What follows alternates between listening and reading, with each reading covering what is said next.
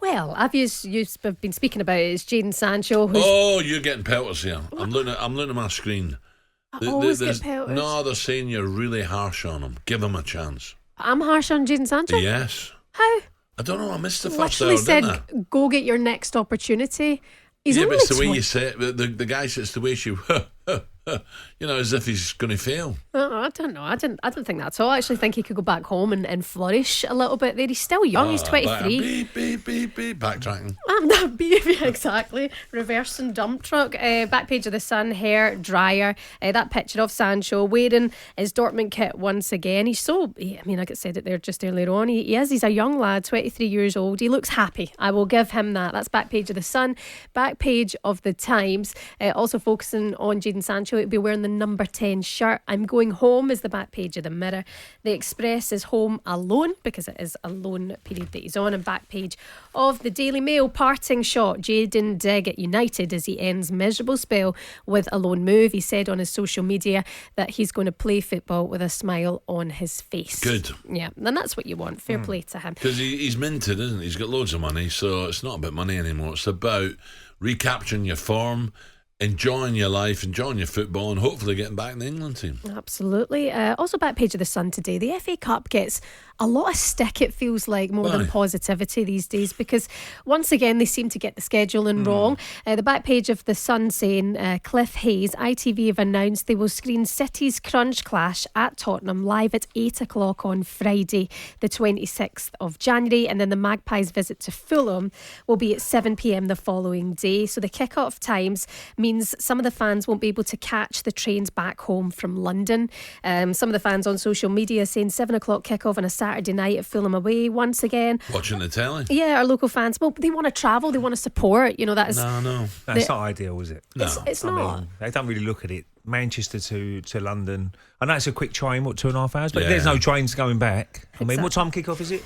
7 o'clock, and then the Spurs one's at 8 o'clock. Why is there no trains going back? It's a Friday. It should be running up to 11 o'clock, 11:30, surely. The final train from London Euston to Manchester on match day departs at 10:03 p.m. The last one from King's Cross to Newcastle is at 9 o'clock, so it doesn't help them out. So travelling fans are a little bit disappointed, which you can understand. Yeah, but again, absolutely. it's another a dig at the broadcasters for not getting the FA Cup right. Back page of the Times this morning, there's a real focus on Newcastle. Newcastle may have to offload stars. Clubs say they're at risk of financial rule breach. That's Martin Hardy saying this morning that the club's chief executive Darren Eales has revealed that he has to be compliant with the Premier League's profit and sustainability rules, and Newcastle now may have to consider selling big players this summer, including the likes of Alexander Isak, Sven Botman and Bruno Guimaraes. They'll be queuing up for him. Absolutely. Hey, Arsenal, right? Mind you, they're in the same boat, aren't they? They can't spend too much. No, that's why. I mean, Ivan Toney. Really, a lot of clubs are looking at it and saying that we can't spend that money now. We'd love to. We desperately need a striker, but we haven't got the money to do it. We have to get rid of players before we buy. There's a lot of people. Is that a major problem that you've got a spend cap, or should clubs be allowed to spend? I think it's quite fair. No, I think it's quite fair now. Yeah, I do. I wouldn't. You wouldn't want all the big clubs who've got all the money to say, right, we can spend what we like, and then suddenly the clubs who can't compete. But where do salaries come into it? So if you can't spend so much money, you can offer them 3 times what your rival's going to pay them. Yeah, well, what they try and do now, they try and stagger the payments, don't they?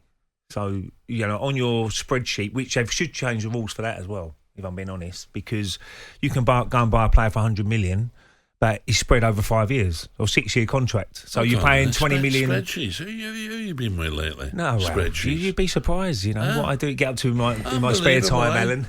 Doing my spreadsheets, doing my VAT return. What do you do? Yeah, you don't do your VAT return, do you? Jill does it. I say exactly.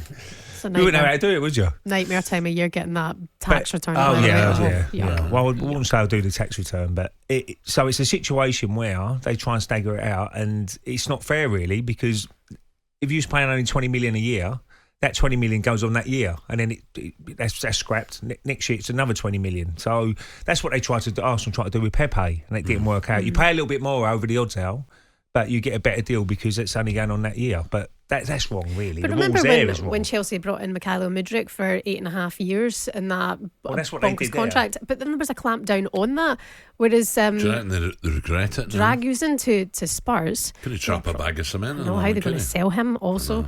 Dragusin to Spurs has signed over a 6-year deal, you know.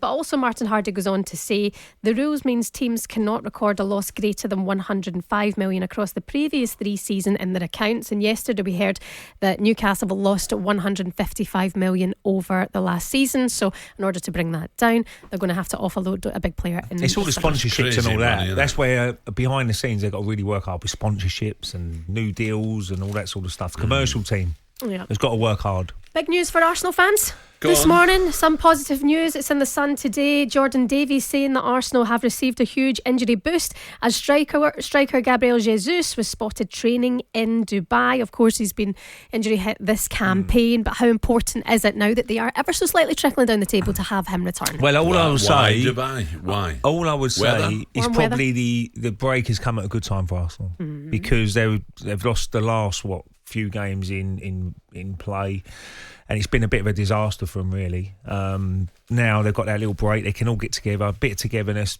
bit of team bonding as they say, and go again, because they're still, as much as they're third favourites now to win the league, they've still got a chance. They're still in with a hunt. Remember what Neil Warnock said to us one morning? He said, I'm not sure that Arteta has got it in him, that killer streak to win a championship, to win a premiership. I always remember him saying that. I'm like, whoa, he might be right. Well, he's obviously learnt off Arsene Wenger and probably Pep Guardiola when he was a coach. So he's took that on board, and he's tried to, he's got to go his own. He's been ruthless, isn't he? Most managers are ruthless, and he's been ruthless by the goalkeeper situation and certain players-wise, how he got rid of Aubameyang and people like that, who was a big player at the time. Absolutely. Where's he gone for? Havertz, I'd send him to Vegas for a week, just on his own. Just go and enjoy yourself, mate. Forget about spending money. We're spending money. Just go and enjoy yourself, mate. Forget about everything. Oh. If they bring in this striker from Getafe who's playing alongside Mason Greenwood, his name's Mauro, if he comes into the club, do you think Arsenal, with a good striker in this window, can win the league this season? I don't think they're going to get anyone this transfer window. I really don't. I don't think they've got the money. Again, you're talking about Newcastle there. I think they overspent in the summer. They spent 105 on Declan Rice. They spent 60 on Havertz. They probably didn't get as many players out the door that what they wanted to. Why did they buy Havertz? With the great respect. Well, they've seen something in him. He's still young enough to. And look, at Germany, before he came to Chelsea, he was different class. So they're trying to get the best out of him again. And he stepped up in big moments. Yeah, well, he got that little bit of confidence, scored a few goals, didn't he? But what is his best position? That is the big question for me. He's not a number 9, we know that. Is it more advanced? Is it a number 8 alongside the central midfield? What do Arsenal need? They need a goal scorer at number 9. If they're going to win the league ahead of Liverpool and City, they need a goal scorer. And he is not it. Oh, absolutely. But the problem is, Al, who's available?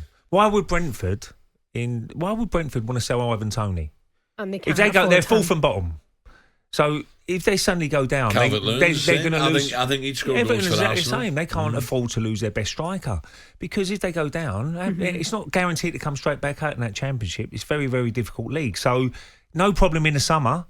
You keep us up this year, Ivan Toney, Brentford, and then you can go wherever you want in the summer. Same as Calvert-Lewin, whoever. But the most important thing for any club is to stay in the Premier League. And their position they're in at the moment, they can't afford to lose their best players. talkSPORT Breakfast with Alan Brazil. Thursday and Friday morning, 6 till 10.